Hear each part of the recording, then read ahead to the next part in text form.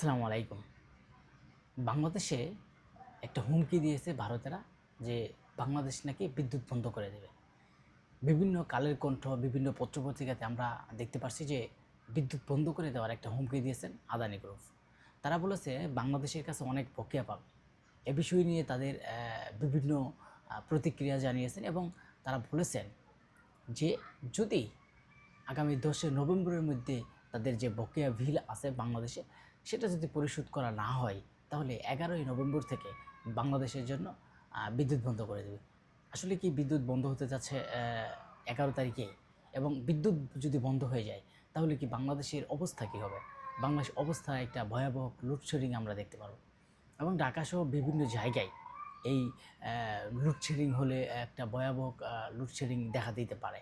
এবং আসলে কেন তারা এই বন্ধ করে দেওয়ার জন্য একটা উদ্যোগ নিয়েছে?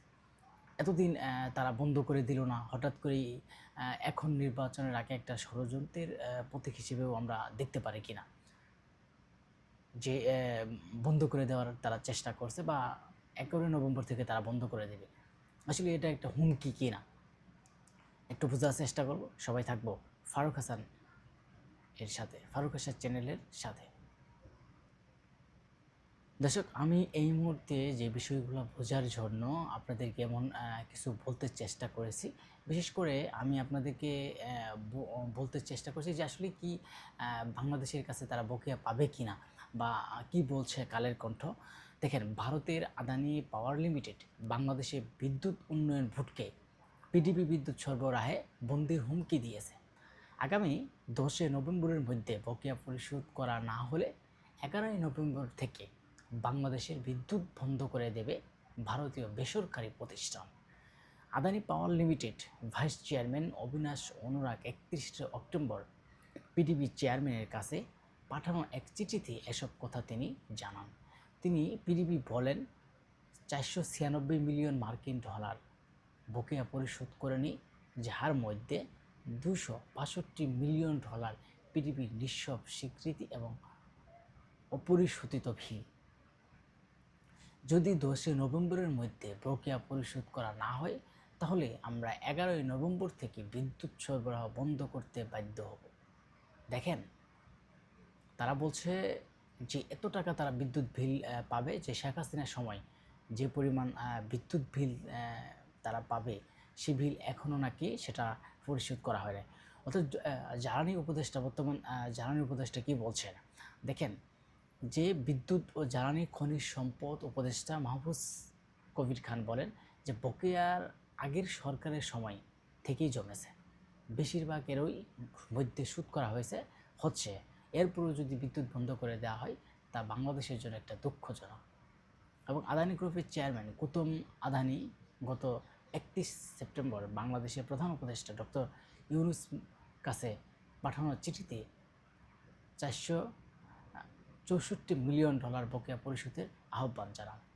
দেখেন, এই মুহূর্তে বাংলাদেশের যে অবস্থা, এই মুহূর্তে ভারতের সাথে যে চুক্তি, বিদ্যুতের যে চুক্তি, তারা সেটা একটা নির্বাচনের আগে একটা বন্ধ করে দেওয়ার হুমকি ধামকি বিভিন্ন কিছু দিচ্ছে। এতে আসলে রাজনৈতিক অঙ্গনে কী হচ্ছে? এটা আসলে কি তাদের এক বিদ্যুৎ বন্ধ করে দেওয়ার হুমকি, নাকি তাদের একটা ষড়যন্ত্র প্রতীক হিসেবে বাংলাদেশের মানুষ দেখছে?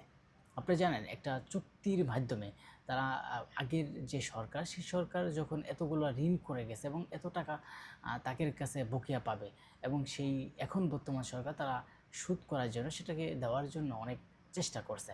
কিন্তু তারপরেও অনেক বিদ্যুৎ বিল বাকি থাকতে পারে, যে কারণে আসলে হঠাৎ করেই 11 নভেম্বরের মধ্যে বিদ্যুৎ বন্ধ করে দেবে। আসলে সেটাকে ইচ্ছা করলেই বন্ধ করে দিতে পারবে কিনা, বা বন্ধ করে দেওয়া তাদের এখতিয়ার আছে কিনা, বা তাদের যে চুক্তিভিত্তিক সেই চুক্তির ভিতরে বকেয়া বিল পরিশোধ না করা হলে সেটাকে বন্ধ করে দেওয়া তাদের এখতিয়ার আছে কিনা, সব বিষয়ে দেখেন। ভারতের আমরা সবসময় একটা কথা বলি, ভারত বাংলাদেশের জন্য কোনো সময় ভালো জিনিস না।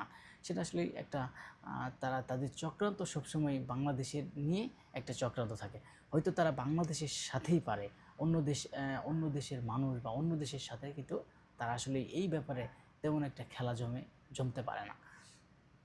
এই যে বাংলাদেশের জন্য একটা দুঃখজনক, যেই বিদ্যুৎ বিলের জন্য বাংলাদেশের বিদ্যুৎ জ্বালানিকে সেটাকে বন্ধ করে দেওয়ার একটা হুঁশিয়ারি দিয়েছেন।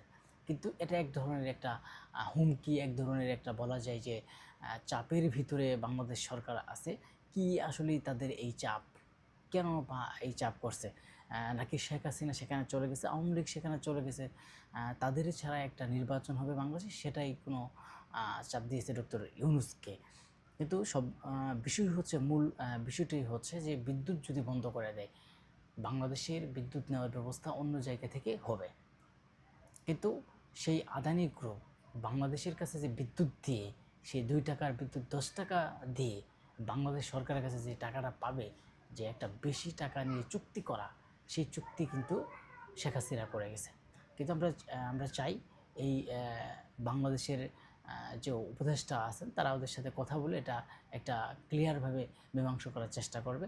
কারণ না হলে বাংলাদেশের বিদ্যুৎ অবস্থা কিন্তু এই মুহূর্তে একটা ক্ষতির সম্মুখীন পড়ে যাবে এবং বাংলাদেশে ভয়াবহ একটা লোডশেডিংয়ের অবস্থা হতে পারে। কারণ সেখান থেকে যে পরিমাণ আমাদের বিদ্যুৎ আসে, সেই বিদ্যুৎ যদি একবারে হঠাৎ করে বন্ধ হয়ে যায়, তাহলে কিন্তু বাংলাদেশের জন্য একটা ক্ষতির সম্মুখীন দেখা দিতে পারে।